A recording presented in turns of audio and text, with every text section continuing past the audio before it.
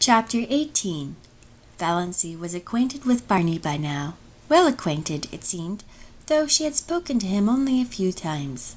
But then she had felt just as well acquainted with him the first time they had met. She had been in the garden at twilight, hunting for a few stalks of white narcissus for Sissy's room, when she heard that terrible old Grace Lawson coming down through the woods from Mistawis. One could hear it miles away. Valancy did not look up as it drew near, thumping over the rocks in that crazy lane.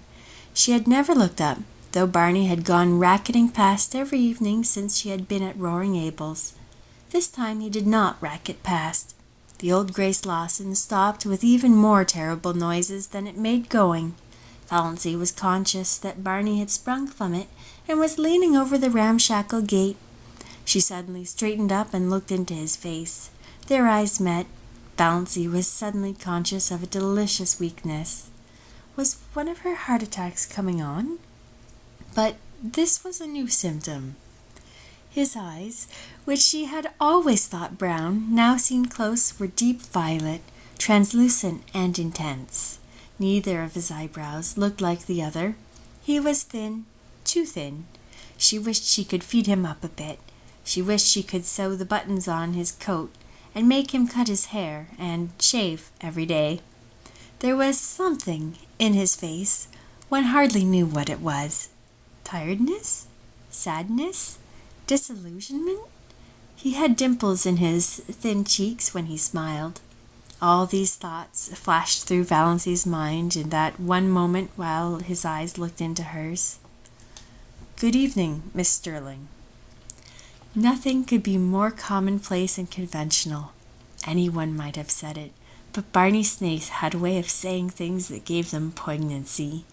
When he said good evening, you felt that it was a good evening, and that it was partly his doing that it was. Also, you felt that some of the credit was yours. Valancy felt all this vaguely, but she couldn't imagine why she was trembling from head to foot. It must be her heart.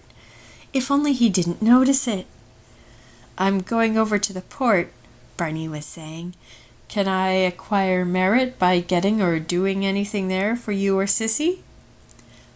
Will you get some salt codfish for us?" said Valancy. It was the only thing she could think of. Roaring Abel had expressed a desire that day for a dinner of boiled salt codfish. When her knights came riding to the Blue Castle, Valancy had sent them on many a quest, but she had never asked any of them to go get her salt codfish. "Certainly. You're sure there's nothing else? Lots of room in Lady Jane Grace Lawson, and she always gets back sometime, does Lady Jane." "I don't think there's anything more," said Valancy. She knew he would bring oranges for Sissy anyhow. He always did.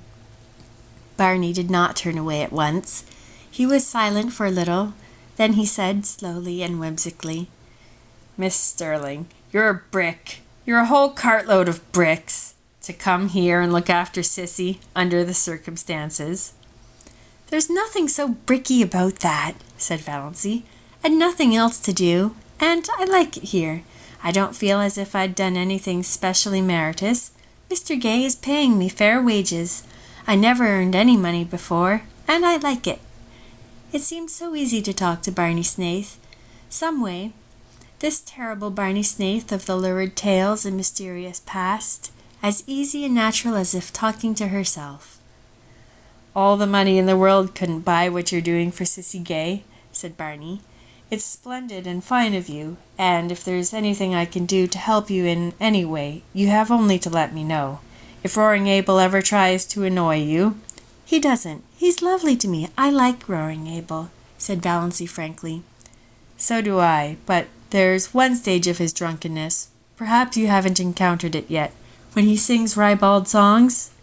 "Oh, yes. He came home last night like that. Sissy and I just went to our room and shut ourselves in where we couldn't hear him. He apologized this morning.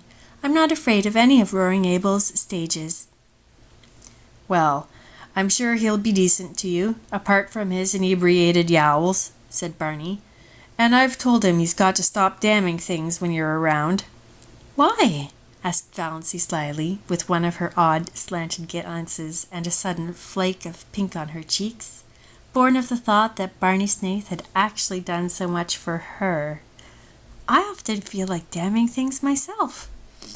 For a moment Barney stared. Was this elfin girl the little old maidish creature who had stood there 2 minutes ago? Surely there was magic and devilry going on in that shabby, weedy old garden. Then he laughed. "It will be a relief to have someone do it for you, then. So you don't want anything but salt codfish?" "Not tonight, but I dare say I'll have some errands for you very often when you go to Port Lawrence. I can't trust Mr. Gay to remember to bring all the things I want." Barney had gone away then, in his Lady Jane, and Valancy stood in the garden for a long time. Since then he had called several times, walking down through the barrens, whistling. How that whistle of his echoed through the spruces on those June twilights. Valancy caught herself listening for it every evening, rebuked herself, then let herself go. Why shouldn't she listen for it? He always brought Sissy fruit and flowers. Once he brought Valancy a box of candy, the first box of candy she had ever been given. It seemed sacrilege to eat it. She found herself thinking of him in season and out of season. She wanted to know if he ever thought about her when she wasn't before his eyes, and, if so, what? She wanted to see that mysterious house of his back on the Mistawis Island. Sissy had never seen it. Sissy, though she talked freely of Barney, and had known him for 5 years, really knew little more of him than Valancy herself. "But he isn't bad," said Sissy. "Nobody need ever tell me he is. He can't have done a thing to be ashamed of." "Then why does he live as he does?" asked Valancy, to hear somebody defend him. "I don't know. He's a mystery, and of course there's something behind it, but I know it isn't disgrace. Barney Snaith simply couldn't do anything disgraceful, Valancy." Valancy was not so sure. Barney must have done something sometime. He was a man of education and intelligence. She had soon discovered that in listening to his conversations and wrangles with Roaring Abel, who was surprisingly well-read and could discuss any subject under the sun when sober. Such a man wouldn't bury himself for 5 years in Muskoka and live and look like a tramp if there were not too good, or bad, a reason for it. But it didn't matter. All that mattered was that she was sure now that he had never been Sissy Gay's lover. There was nothing like that between them, though he was very fond of Sissy, and she of him, as anyone could see, but it was a fondness that didn't worry Valancy. "You don't know what Barney has been to me these past 2 years," Sissy had said simply. "Everything would have been unbearable without him." "Sissy Gay is the sweetest girl I ever knew, and there's a man somewhere I'd like to shoot if I could find him," Barney had said savagely.